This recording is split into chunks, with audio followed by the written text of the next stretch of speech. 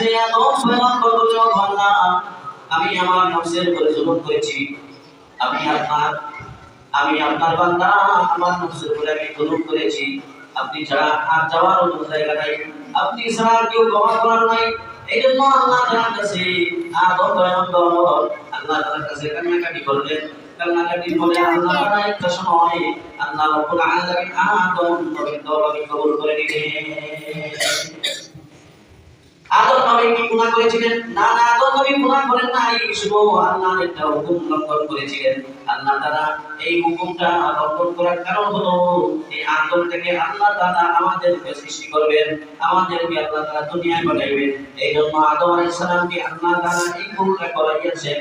এটা আদম আলাইহিস সালামের ভুল ছিল না, এটা ছিল মার্জিত ভুল। এই ভুলের কারণে আদম পয়গম্বর একদিন দুই দিন নয় 40 বছর আল্লাহর কাছে অপরাধী মনে হয়েছে।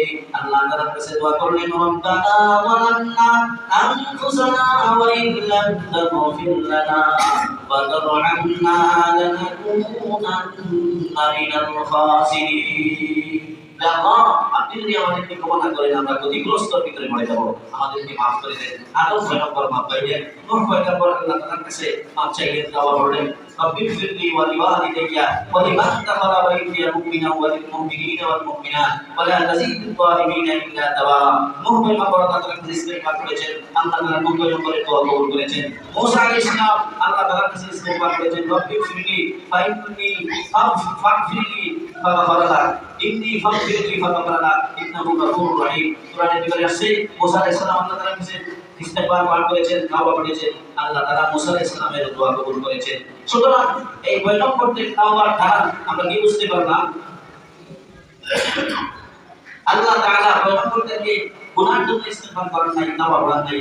আল্লাহ তাআলা পয়গম্বরদের মর্যাদা বৃদ্ধি করার জন্য আল্লাহ তাআলা তাদেরকে ইস্তিগফার করার আদেশ দিয়েছেন। এটা আমাদের জন্য, উম্মতের জন্য শিক্ষা হিসেবে আল্লাহ তাআলা দিয়েছেন, যাতে আমরা গুনাহ করলে এই গুনার উপরে অবিচল না থাকিয়া সাথে সাথে আমরা তওবা করি, ইস্তিগফার করি। এই জন্য আল্লাহ তাআলা পয়গম্বরদের মাধ্যমে তওবা ইস্তিগফার শিক্ষা দিয়েছেন আমাদেরকে। আমাদের নবী আলাইহিস সালাম হযরত মুহাম্মদ রাসূলুল্লাহ সাল্লাল্লাহু আলাইহি ওয়াসাল্লাম তওবা করেছেন। হাদিসের ভিতরে আছে, ইয়া আইয়ুহান নাস তুবু ইলাল্লাহ ইন্নী আতুবু ইলাইহি ফিল ইয়াউমিল আখির মিয়াতা মাররা। আল্লাহ নবী সাল্লাল্লাহু আলাইহি ওয়াসাল্লাম বলেছেন, আমি নবীর কোনো গুনাহ নাই, আমার আগের গুনাহ বা পিছনের গুনাহ বা এরপরেও আমি নবীর প্রতিদিন 100 বার তওবা করতাম। কয়বার? 100 বার। এটা নবীর গুনাহের জন্য তওবা, আল্লাহ নবীর এই ভুলের জন্য তওবা না, না, আল্লাহ নবীর গুনাহের জন্য তওবা ইস্তিগফার নয়, আল্লাহ নবীর ভুলের জন্য তওবা ইস্তিগফার নয়। এটা উম্মতের শিক্ষার জন্য, আমাদেরকে শিক্ষা দেওয়ার জন্য আল্লাহ নবী প্রতিদিন 100 বার তওবা করে গেছেন। আমার উম্মতরা, আমি নবীর কোনো গুনাহ নাই, এরপরে আমি যদি প্রতিদিন 100 বার তওবা করি, তাহলে আবার তোমরা চিন্তা করো, তোমরা উম্মতে মুহাম্মদীর প্রতিদিন কতবার ইস্তিগফার পাঠ করা, তওবা করা তোমাদের জন্য হয়ে যাবে।